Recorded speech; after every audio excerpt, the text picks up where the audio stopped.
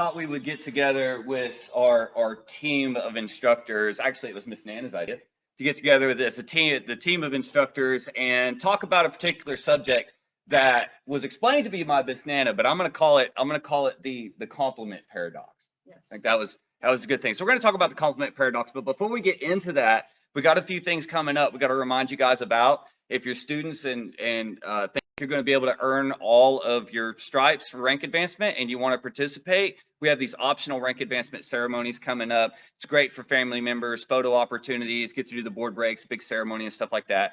Tigers will be on May 1st and traditional will be on May 8th. And you can already register for that, even if you don't have the stripes. If it's something you would like to do, we would ask that you go ahead and register early, even if maybe you don't end up coming. It's much easier to plan for more people than it is to plan for too few people, right?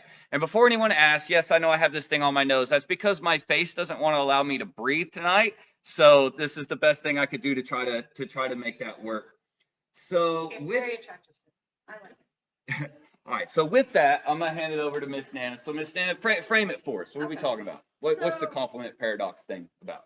The compliment paradox is, why is it so hard to accept a compliment or praise from somebody? This came to light for me the other day when there was a post by Peaceful Warriors that said, "What did you promise yourself today?" And my response to that was, I promised myself to try harder to do better. The reply I got was, "Oh, Nana, you're awesome. You don't need to try harder." And I was like, well, sure. Isn't there always room for improvement? And I was told, sometimes you just need to accept you're awesome. I find it very hard. And I don't know why it's hard for me to accept a compliment. I've talked to people this week that have the same problem. Even if it's just somebody telling you, "Oh, that's a great looking shirt you have on today." How hard is it just to say thank you? A lot of people can't do that. They say thank you. "Oh, well, I just pulled it out of the closet. I've had it for 10 years. So I was interested in, one, why is it so hard for people to accept compliments? And then two, how do we as instructors help our students and our teammates overcome that? Well, this is a hard one to talk about with this group of people right here, though. It is. There's not a single person among us. There's not a single person among us that's great at taking compliments. I don't think. Beth says breathing is not optional. I don't know. I'm gonna test that. I'm gonna test that a little bit. Before we get into actually talking about that question, though, so the post she was talking about, I do all the posts. I sit down and put all that stuff together. One of my favorites is a series of memes I made a few years ago. The "What did you promise yourself today" ones, and this is the guy right here that's in that photo of the one she's talking about. So I actually do several with photos of you. I don't know if you knew that or not. And happy black belt anniversary for this one too, by the way. Yes, black belt anniversary, right? Now, I guess I got a couple of things. It's about why people don't take compliments well sometimes. I don't know if there's a good way to put what I'm trying to say, but I think a lot of it comes down to where, we're always looking for the next thing that we want to be. And it's good to have goals. We're always looking to that forward thing. We're looking at role models. We're looking at stuff like that. And we have this natural tendency to compare ourselves from where we are to where we want to be at any given time. And it's really easy to forget to take any time to celebrate where we're at because, again, it's not where we want to be. And so I think a lot of that maybe comes from comparisons to what we see. And then we start feeling like, well, it's hard to believe that compliment. And it's hard to believe the compliment because we're still not done working on that. And I know for some of us, it also comes from trauma. It's hard to believe a compliment if you say grew up in a household where compliments were double-edged, or you grew up in a place where things, the people that said, this is a big thing. It's been a contentious point between me and Miss Rose for a while now. My hair stands on end when people say I love you. It does. My hair stands on end and I instantly feel like I'm being attacked. I can't explain it. I know it comes from when I was young, right? It's just how I respond to the phrase. And so I think that's one of the things that makes it really hard to accept compliments. Anyone else? I don't want to be sitting here. He doesn't. I think you kind of hit the nail on the head in that seeing ourselves, not, seeing ourselves where we're at and not where we want to be, but also looking at others and seeing where others are at and just being like, I'm not good in this space because everyone else seems to be better than me. Maybe feeling like we couldn't even get there. Yeah. And I think that was one of the issues we used to run into as a studio when we had all our ranks on the same floor. I think sometimes, even though we treated the beginners like beginners, we were always very careful about that. I think back when we did that, some of them would get a little scared of what they would see the advanced ranks working on sometimes, and be a little worried about it. Well, I'm glad to have 2 training floors now we can split, so it's a little less daunting. You get to take just a little bit in at a time, as it should be. That's how you should learn anything. Yes. It's much less nerve-wracking to look at a beginner class and be told they're all beginners. They all have no idea. Yeah. What they're doing. The most experience on the floor is like maybe 10 months, Like, no one has any idea what they're doing. They're all being random and confusing. One of our beginners said that this week. She's like, I don't know, my hands and feet don't have bricks, and I'm just like, Don't have random and bricks? confused. Don't have brakes. Brakes. Oh, I heard bricks. yeah. I mean, they hit like bricks. I was like, I don't know. No brakes. And she's like, so I should be random and confusing. Yes, be random and confusing, and that's exactly how you should feel. And I agree with part with comparing yourself to others. And I know we encourage our students not to compare themselves with others, especially like this week during fitness week, not worried about the numbers, just to try and do better.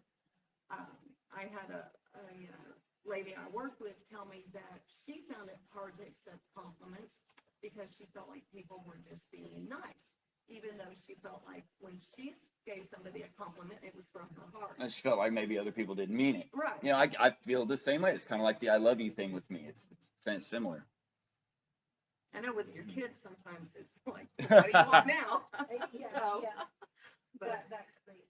yes. I think there's another side of this too, though, where, and I don't know, I'm trying to balance this better in my life now, but I went through a phase of feeling like positive feedback, compliments were pointless because they didn't help me move forward. They didn't show me what I needed to work on and stuff like that. And so I went through this phase where I asked people, when I asked people their opinion, I said, I only want the bad side. I only want your worst side of this. I want to see where I can improve and stuff like that. And I know that I suffered a lot in my mindset over time because I only paid attention to the negative comments for a long time, and the positive ones would come raining in. Like you guys have seen our review pages and stuff, and I would still just like, no, I would ignore those and pay attention to anything that was negative because I felt like that was what I could grow from. And I've later learned that that's not a great place to be in. But at the same time, if you spend too much time listening to the positive and the compliments, then maybe sometimes you don't spend enough time looking at where your weaknesses are and where you can move forward. And I'm kind of finding that you either need to balance both or don't listen to any of it and just do your own thing regardless, if you're the type that can be happy doing that. But like I say, I think a lot of it for me when it comes to compliments comes down to if someone is complimenting me, automatically assume they're buttering me up for a fall. Automatically assume that there's something going on behind my back. It's just a thing. You're nodding your head. You have something to add to that? No, that's it. Yeah. That's it. Yeah. If you're complimenting me, then either A, you want something, or B, there's something bad that's about to happen. You've got something bad behind your back. And it's funny you say that because I've been complimenting you for like 3 years. Never asked for anything, and you're still gonna feel that way. Uh-huh. No, because you expect you to continue to show up. Yeah, well, that's true. I expect that. I do expect that. Mr. Rose, do we have any comments? I've been watching. There wasn't for a minute. Oh, there's a couple now. Yeah, Justin's on here. Some people believe more in the people pushing them down rather than the ones pulling them up. So that has to do a lot with what I was saying a minute ago, where it's for some reason, I think it's naturally easier for a lot of us. Because let's say, how few people actually get or feel amazingly great at something before they're 15 years old. It's a rare few. I mean, a very, very rare few. Right. But, there's a rare few that rise to the top of their sport or something along those lines. but it's a rare few. And so I think that gets to this point. You know how many people I've talked to about entrepreneurship, business, or things like that have great ideas, but talk about how they would never try because there's obviously going to be 1,000 people out there better than them. It's crazy how often it is, how easy it is, because every time we try something, we see a lot of people in it that are better, and we go down the rabbit hole, and we see there's people that always know more. And when we do that enough times, we start to feel like we could never possibly be great at anything. And, yeah, so it becomes easier to believe the people who are mocking our flaws than it is to believe the people who think we're doing great, because we don't necessarily think we're doing great. I think it really comes down to, it's hard to accept a compliment until you're complimentary of yourself first, until you have that mindset where you can be positive about yourself and confident in a healthy manner before it's even becomes easier to accept a compliment. But that's just my take on it. And that's something that, like, we do as leadership. We talk about that all the time, trying to help self-esteem and confidence by, avoiding the negative language, by avoiding talking about telling people what not to do, and instead focusing on telling them what to do. And when we do need to correct something, making sure that we're showing them that there is something they're good at in the middle of that correction as well, rather than just saying, oh, there's something that needs fixed. And that is particularly with the beginner programs, and that helps build a level of confidence that later down the road, once they come back to me and Mr. Moeller on the level 2 and 3 and 4, we can be a little bit harsher with them, but they've got enough confidence in themselves by that point that they don't take it personally and they just move on. And They know they can throw great round kicks even if they need to throw side kicks. yeah, or they fully understand that we can walk up and tell them something that'll make it better, and still know that it's not that they have a bad technique, it's that there's something that can make it better. By that point, they start to understand it. But that's, that confidence gets built through that. I can't keep talking. Y'all go ahead. Comments. People are talking to Oh, us, man. yeah. Oh, Beth's on here.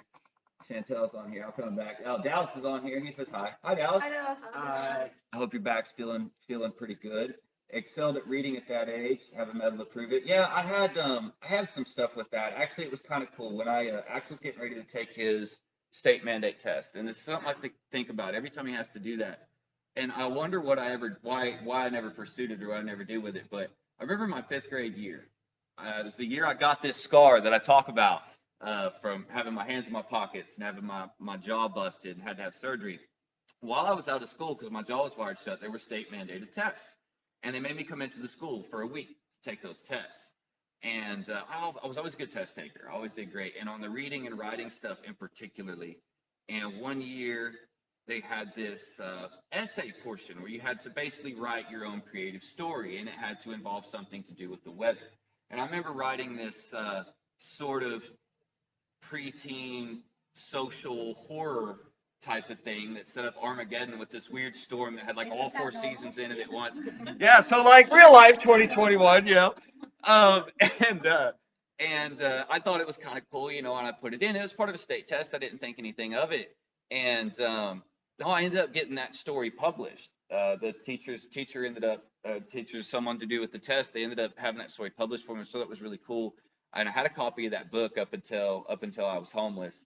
And then in high school again, I got into poetry really heavily, and had a couple of those published. And it was something I always thought that I would pursue. But there was this other part of my life, most of the people in my life telling me I needed to be realistic. I needed to look at regular career pursuits and goals. You couldn't possibly make money writing poetry, And of course, can't do anything with martial arts either. yeah, right. Now, these same people later on, when I started this, would do the same thing. When are you going to give up on that hobby and start a real job? Until I was finally able to come back and go, real job? This is as much money as I made in my last career. I don't know what you mean, real job. I kind of enjoy this. So yeah, and there's small things that we excel at, but we try so many other things that, even if we do excel at 1 or 2, even if someone becomes a national champion at something, I've spoken to many national champions of things, and still yet, they will turn around and find it hard to take compliments because they have tried so many other things that they're not good at. And, they don't feel like they're anything special. They just know that they worked really, really hard at something. I've even known one guy who nearly made the Olympics, different guy from the one you're thinking of, but he he used to tell me that he didn't like taking compliments because of oh gosh, I lost where I was going with that. I'm sorry, guys. Someone fill in for me. You had the suspense built up. I did. I We had were the, all on the edge of our seats. I don't know, I kind of like the comment you made about the one guy saying he didn't like compliments because he didn't feel like he was special. that was it. Because well, and the guy I was talking about, didn't like getting compliments because he felt like people assumed he was just good at it, and he felt like anybody could beat him if they put in the level of work that he put in. And so he felt like getting a compliment was taking about how good he is at something, was taking away the fact that he put in 12 years of hard work from when he wasn't good to get to that point. And that clicked with me. It kind of made sense with me. The guy was talking about that. I think another problem that we have is kind of, not saying anyone's a bad parent, but the way we're raised and the way we're taught in school, where we're taught to not embellish our own accomplishments, where they're like, Oh, yeah, I won't like, brag I'm on my good own at stuff. this or whatever. Even if we're a little kid and be like, I'm good at this. I don't know, we might not be good at it, but we feel like we are. And it's like, and then we're just like, no, we just get slapped down. And I like to encourage it instead. I like turning around and go, you are pretty good at that, and you get better at it, and then soon you're going to be able to do this. well, yes, because we're trying to. Yeah, give them a next level. Well, we're trying to teach kids differently than we were raised. That's true. That's my point. And I think that is the key to a lot of things. I know, as a middle child, my sister and older brother were really smart. So if you had their teachers, then they expected you to be really smart. Your parents expected you to be really smart. But you weren't allowed No, to talk about I it. got you on this, guys. I got the opposite, and this goes with Beth's comment too. She was saying, growing up, I would get a hey, you made a B in advanced physics. You should have gotten an A. Never good enough. Never actually adequate enough. You know what's funny? I was a straight A student, and no one ever pushed me. Like no one ever pushed me on schoolwork. It was just my escape. In fact, a lot of times I remember parental figures and role models trying to tell me it was okay to get a B because I would just break down. Not because I would get in trouble, not because anyone would care that I got a B. It was only me. I was the only one that really cared about it. But what it came down to, as I realized as I grew older, was it was because I wanted to be so much different than my brother. And my brother wasn't the best of students, D to C, average student, and more into athletics and stuff like that. And I didn't get along with them, and I felt bullied by him and stuff like that. And I knew that I didn't want to be abrasive like he was. And from a really young age, I really, as long as I can remember. And so when he started having trouble with school, I wasn't even in kindergarten yet, and I wanted to show off. So I started taking his second and third grade school books, workbooks, and I would get in trouble for doing the worksheets for him. Because I wanted to be good at the stuff that he wasn't good at. I wanted to prove because I was looked at because I was tiny, he was huge, right? So there was always that, like he could always whoop you physical thing when it comes to the masculinity stuff. So I wanted to have that one thing that I could be better at than him, and that's why I got into doing the schoolwork and all that. But to go back to the teachers, so what happened is all these teachers had my brother in class, and so when I came through, they were not expecting much. But I was completely the opposite. So I was able to blow that out of the water on the other side of things because that's the kind of stuff I was into. Now that only lasted until about 10th, 11th grade when several of the teachers and roomers had worked their way up. And by then I started having teachers that would be like, oh, instead of telling me, oh, I had your brother in class, they would start saying like, oh, I heard about you from Miss So-and-so or Mr. So-and-so, and I'm excited to see what you do with my class. And then they would usually try to challenge me and push me to do things, go farther than the rest of the class was on stuff. And I was always happy to do that. It just really wasn't a problem for me. But I had the opposite thing. I had people didn't expect much out of me. Well, it's not that they pushed me to be as good as them. They just expected it. I was naturally had the talent to do that. I liked school. I liked reading, and the only thing I didn't like was science. I found no need for science. Oh, see, whatsoever. science is my favorite. But It was reading and math and English especially were great, and so I excelled at those. But I had no you did a good job. I'm proud of you today. Yeah. I didn't get that feedback, and I think that as a kid, if you don't get that type of feedback, that's very damaging because one, you don't learn how good and awesome you are, and then it's very hard to learn how to accept them, and that's where. You don't Okay. spoil a child by building their confidence. But You don't. I'm gonna play devil's advocate on that one with this whole balance and all things thing. So I have a unique perspective on that, where I got addicted to the accolades as a child. I got addicted to being top of the class. I got addicted to being able to win the essay contests and to be able to write the creative stories and stuff. Now, English was actually my worst subject, but that was a half and half thing. I was good at the writing and the reading, but what I wasn't good at was grammar and sentence structure. Yeah, I was terrible at grammar and sentence structure. You need my English teacher. She teach you how to diagram. Right, but I got kind of addicted to the accolades, and then things started challenging me. Like, I remember it got to a point where one of the counselors at the school wanted me to try to clip a year in math, and I had to pass a state test for that with at least an A, and I had to pass a test made by the teacher of the class I was going to clip.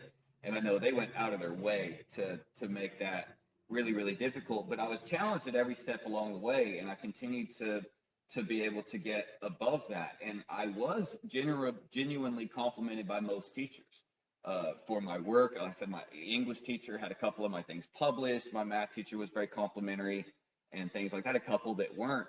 But I got used to getting the honor rolls and going to making it all the way to the state science fair and doing the things like that. But then I didn't notice it till about 3 years outside of school, but I started being a lot more down on myself than I had previously, even when I was homeless. I started being a lot more depressed, and I started realizing it's like no one compliments you on anything anymore.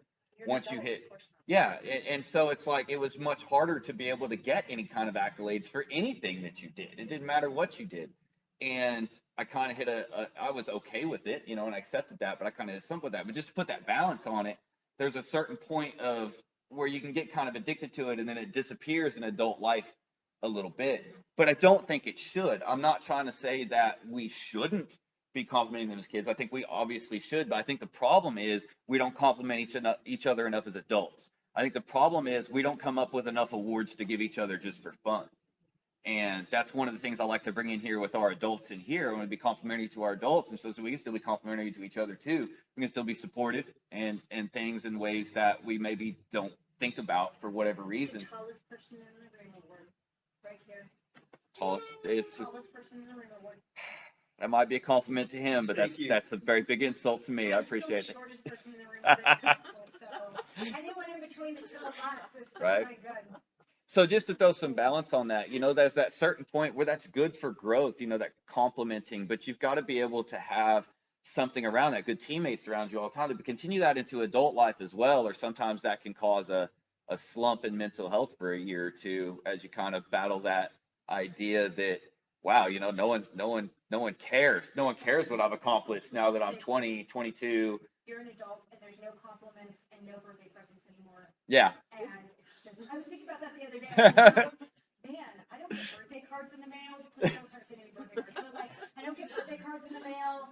No one sends me money for my birthday anymore. Yeah. Like, I'm an adult and this stinks. And I don't get compliments. I wasn't thinking that, but it's like no birthday presents, no compliments. You're an adult. Yeah. Congratulations. But you Like, hope- that should die. But you hope that at that point someone has a mindset where they can compliment themselves, where they're a little more solid with themselves. I think my problem is I got those compliments so much as a kid, but I still never really believed in myself because I got them from one side of the fence, right? I got them from teachers and stuff like that. But at home I didn't, and it was a bit of a different ball game. At home it was more of a what's wrong with you? Is A's the best you can get? Kind of, and they would just tease me for caring so much. Like I'd get a B and I'd be in tears about it, and then it wouldn't be supportive. It would be but it wouldn't necessarily be making fun of me either. It would be more teasing me for being upset at getting a B, and that kind of stuff. And I just never really managed to get solidified in that healthy mindset of being able to be complimentary of myself and look at myself from a more realistic point of view. And that's why I like our program using the word discipline and letting people know that it's okay just to do your best. And yes, maybe your best today wasn't what it was yesterday, and maybe it's not as good as it will be tomorrow, but if you did your best today, that's what counts. Yeah, right. And it's one of those things that like the more you try your best, the better your best actually becomes, and it kind of becomes your norm. And like you point out, it's not about being at the top of your echelon all the time. It's about putting out the best for the energy you've got to put out that day. It's not necessarily about always hardcore hustle. I mean, you've got to balance that out. You've got to have rest and stuff too. So there are a lot of compliments in here. I mean, yeah. Mr. Atkins was on here at least 12 minutes ago. He said hi. Beth That's not a said good compliment. same thing with her sister. Y'all had met. Miss Tiffany said I did terrible in school. Felt like I was told that I wasn't good enough, so I quit trying. You're Became an amazing, adult. Tiffany. Became an adult and realized that I wanted to prove everyone wrong. And see, that was my thing. I think the thing is everybody, early on, I had teachers that didn't expect much of me in elementary school because of my brother, and it became a want to prove them wrong thing. And everything in my life, all the way through the first 5 years of this business, was about wanting to prove people wrong. And honestly, it's still a current thing with me and a recent thing with me, and trying to figure out how to balance that with something else, where it's not just about proving people wrong about me, but about something more healthy, like just the growth of it or whatever. Became an adult, realized that I wanted to prove everyone wrong. I decided to go to dental school. Yeah. And there's a thing in my way, so I can't read. It says new comments. Oh no, I lost it. Oh. There it is. Oh, that's not the one. There it is. Yeah. Graduated with 4.0. Wow. Nice. That's impressive. That is. Pushed myself to go all out of my comfort zone. And at the time, I didn't prove myself to others. Ended up proving to myself that I was smarter than I believed. Yeah, that's awesome. I mean, that's really, really cool. Yeah, that's great. And you probably are better than you believe, Tiffany. You are really good out here on the mats, and you're a really great mom, and like I enjoy having you around. And that's a healthy use of that too, right? So like the problem is that I always wanted to prove people wrong. So obviously when I did well in school, Yourself to yourself. well, obviously like through elementary school and stuff like that, I proved the teachers wrong, right? But I developed a reputation, and it was difficult for me to make friends. I mean, I had my front teeth knocked out at a young age. My adult teeth came in, wouldn't fit in my mouth. I mean, I was the classic. I was an ugly child. I just don't know how to put it, right? You see old pictures, I was, wow. I haven't even seen old pictures. Yeah, no, Like they're 15 hidden. years. They're hidden. And it was a small town, so I went to school with the same people all the way through, right? Like from kindergarten all the way till when we graduated. So it's hard to ever like live those things down, but it became okay. Now I got the teachers. I've been able to prove the teachers wrong. So when after getting bullied a certain amount, I was like, okay, now I got to prove them wrong. I got to prove to them that I can be a rebel, and I can be the bad boy and stuff like that too. And man, I went through a harsh phase. I mean, I went through. That when we met, my grandparents hated you. Oh yeah. No, I went through a really harsh phase, and I mean, I got into some really bad stuff after I ended up homeless. I mean, before that, when I was still living with my parents, it wasn't that bad. I was able to find ways to socially fit in better, and then I learned how to make fun of people back. That was what it is. I started trying to master the comeback, right? And that helped me in that social standing. I'm not saying it was healthy, but I'm saying that I went down a little bit of a not my best road in order to prove people wrong that I wasn't just some nerd, right?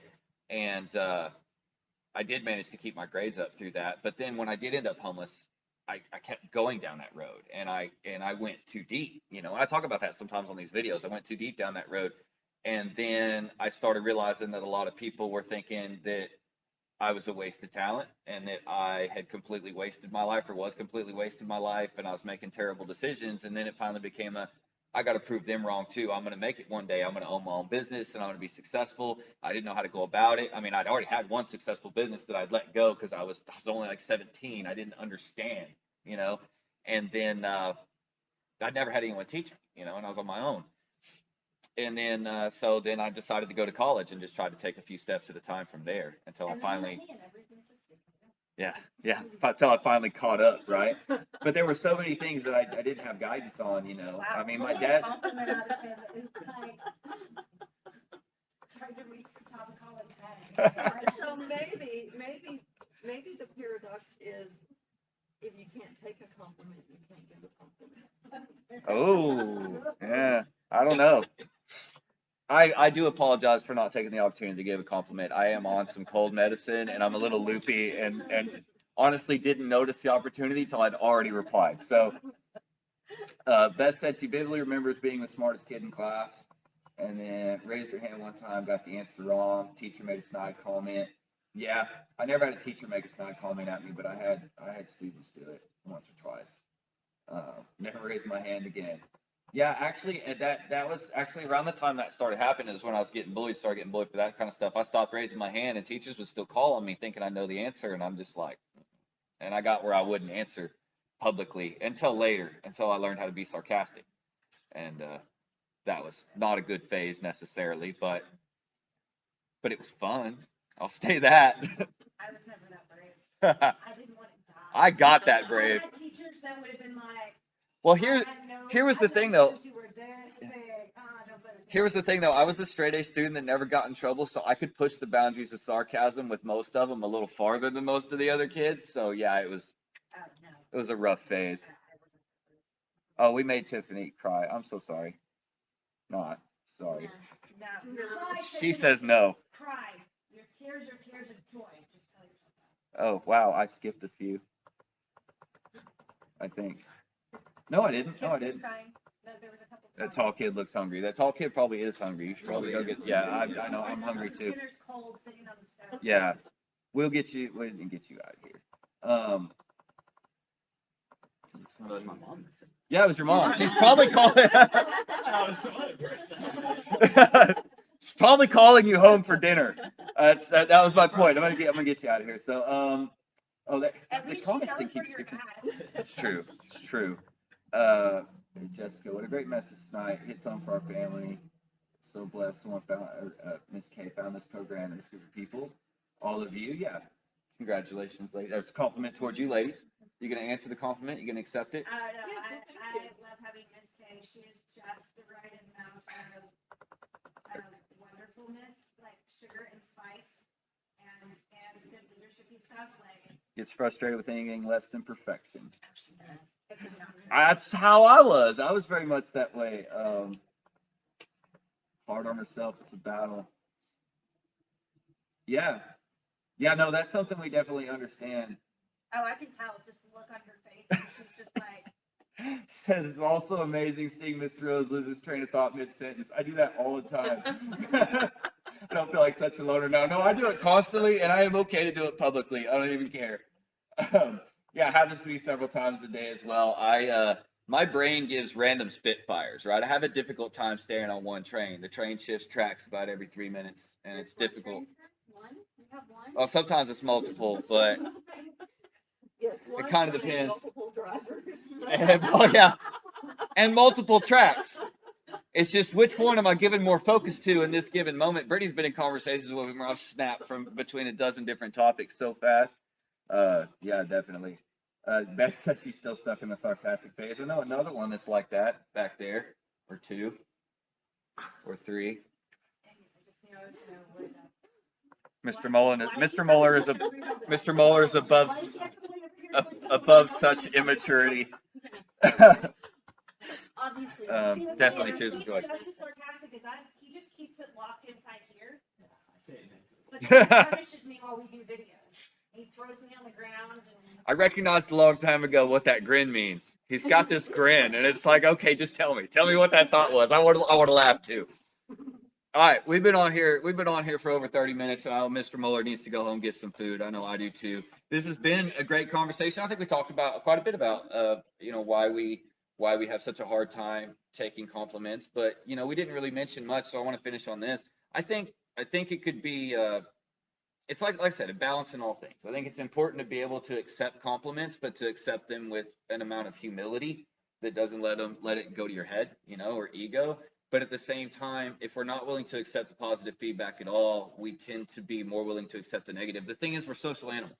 As social animals, we're always looking for feedback of some type. And so I think what happens is if we try not to pay attention to any feedback, we get lost in our own heads, and that ends up being self-negative.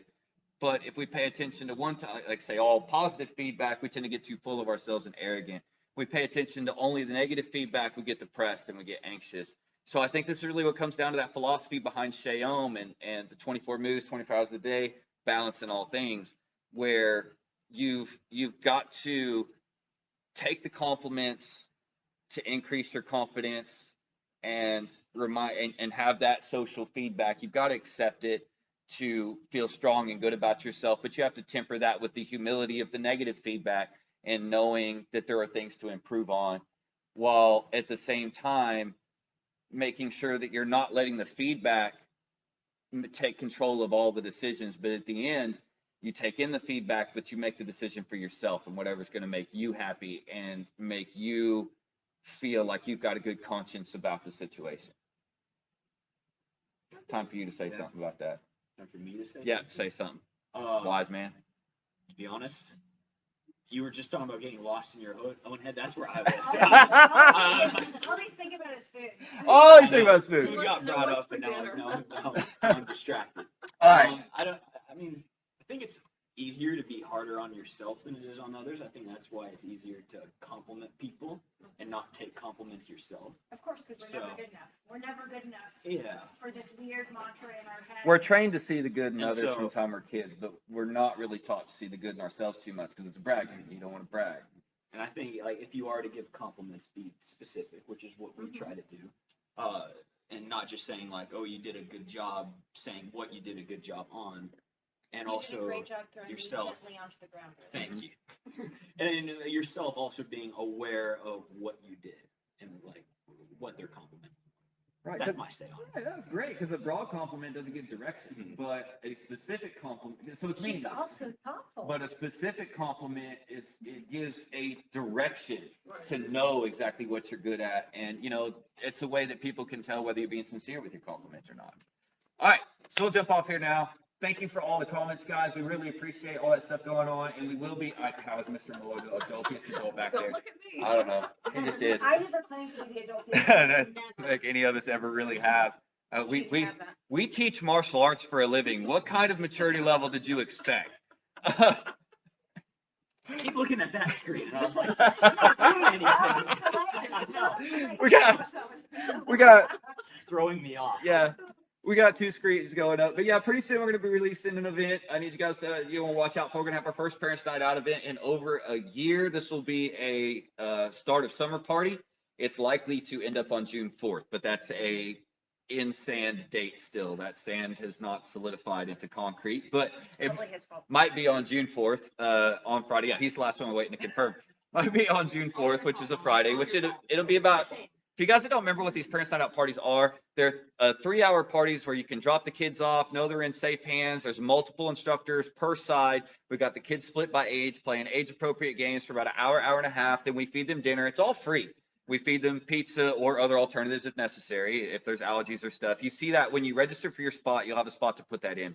That's all free. And then they play games for another hour or so, and then it's pickup time. And, it's really popular events. We've always done them for free just as a give back thing to the community, and we're really excited to be able to do those again coming up. And I think that was about it, right? Yep. All right. So such an anticlimactic ending to this video. So until we see you guys again, be the best teammates you can be and be the best at being you.